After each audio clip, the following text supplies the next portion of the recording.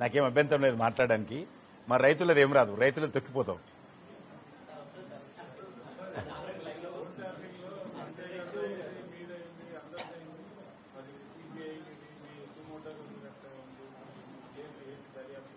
అట్లా ఉండడానికి ఉండదు.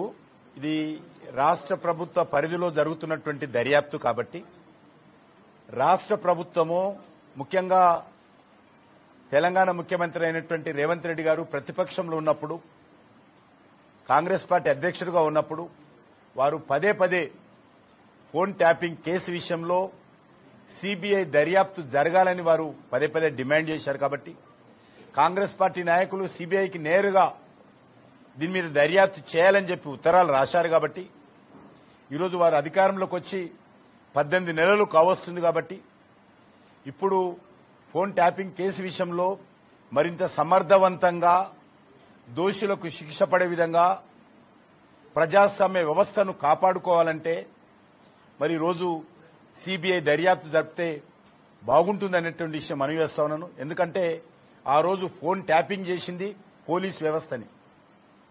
పోలీస్ వ్యవస్థలో ఒక భాగమే ఫోన్ ట్యాపింగ్ చేసింది. పోలీస్ వ్యవస్థ మీద ఇప్పుడున్నటువంటి పోలీస్ దర్యాప్తు జరపాలంటే ఎన్ని రకాల ఇబ్బందులు ఉంటాయో అందరికీ తెలుసు. దర్యాప్తు జరుగుతున్నప్పటికీ కూడా సమగ్రమైనటువంటి దర్యాప్తు తెలంగాణ పోలీసుల మీద తెలంగాణ పోలీసులే దర్యాప్తు జరుపుకోవడం అనేటువంటిది ఎక్కడ కూడా అది పూర్తి స్థాయిలో న్యాయం జరగదని ఈరోజు అన్ని వర్గాల ప్రజలు భావిస్తున్నారు. ఇంక్లూడింగ్ కాంగ్రెస్ పార్టీ నాయకులు కూడా భావిస్తున్నారు.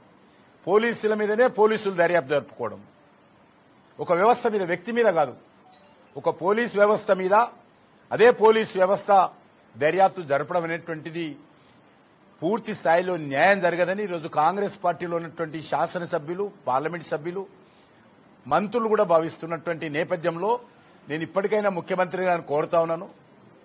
మీకు ఏ మాత్రం చిత్తశుద్ధి ఉంటే, మీరు ఏ మాత్రం మేము బీఆర్ఎస్ పార్టీతో కుమ్ముక్కు కాలేదని మీరు భావిస్తే, ఏ మాత్రం ఈరోజు దోషులకు శిక్ష పడాలంటే ఇది సెంట్రల్ బ్యూరో ఆఫ్ ఇన్వెస్టిగేషన్ సిబిఐకి ఈ యొక్క ఫోన్ ట్యాపింగ్ కేసు ఇవ్వాలని నేను మనవి చేస్తా ఉన్నాను. భారతీయ జనతా పార్టీ తరఫున మేము గత సంవత్సరమే రాష్ట్ర హైకోర్టులో ఈ యొక్క ఫోన్ ట్యాపింగ్ కేసు విషయంలో సిబిఐ దర్యాప్తుకు ఆదేశించాలని రాష్ట్ర హైకోర్టులో కూడా భారతీయ జనతా పార్టీ అధికారపూర్వకంగా మేము పిటిషన్ వేశాము. ఆ కేసు నడుస్తా ఉంది. కాబట్టి ఒకవేళ రాష్ట్ర ప్రభుత్వం ముందుకు రాకపోతే రాజకీయ కారణాలతో కానీ బీఆర్ఎస్ పార్టీతో కాంగ్రెస్ పార్టీ కుమ్ముకైనందుకు కారణంగా కానీ ఒకవేళ దర్యాప్తుకు ఆదేశించకపోతే ఖచ్చితంగా రాష్ట్ర న్యాయస్థానం ముందు మరింత పకడ్బందీగా మా వాదనలు వినిపిస్తాము. రాష్ట్ర హైకోర్టు ఆదేశాలు తెచ్చుకుంటామనేటువంటి విశ్వాసం మాకుంది. ఎందుకంటే ఒక రాజకీయ పార్టీ నాయకులే కాదు, రాష్ట్ర ప్రభుత్వం మొన్న కోర్టుకు తెలిపినటువంటి వివరాల ప్రకారము రాష్ట్రానికి సంబంధించినటువంటి హైకోర్టు న్యాయమూర్తుల యొక్క ఫోన్లు కూడా ట్యాప్ చేసినట్టు వాళ్ళు రాష్ట్ర హైకోర్టుకు నివేదికలు ఇచ్చారు. ఒక రాజకీయ నాయకులే కాదు, వ్యాపారస్తులు, సినిమా నటులు, నటీమణులు, అదేవిధంగా అనేక మంది ప్రముఖులు, అన్ని వర్గాలకు సంబంధించినటువంటి అన్ని రకాల బ్లాక్ మెయిలింగ్ గతంలో ఉన్నటువంటి ప్రభుత్వం చేసింది. అందుకే మాకు మొదటి నుంచి కూడా కాంగ్రెస్ పార్టీ మీద అనుమానం ఉంది. కాంగ్రెస్ పార్టీ ప్రతిపక్షంలో ఉన్నప్పుడు చెప్పినటువంటి మాట ప్రకారం సిబిఐకి ఇస్తుందా లేదా అనేటువంటి అనుమానంతో మాకున్నది. కాబట్టి మేము హైకోర్టుకి వెళ్ళాము. కాబట్టి ఇప్పటికైనా కూడా మరి సిబిఐ దర్యాప్తు జరగాలని భారతీయ జనతా పార్టీ కోరుకుంటుంది. ఇది ప్రజాస్వామ్య వ్యవస్థలో వ్యక్తి వాక్ స్వాతంత్రం కావచ్చు, లేకపోతే తన వ్యక్తిగత సంభాషణలు వినేటువంటి అధికారం ఎవరికీ లేదు. కానీ ఇది పూర్తిగా యథేచ్ఛగా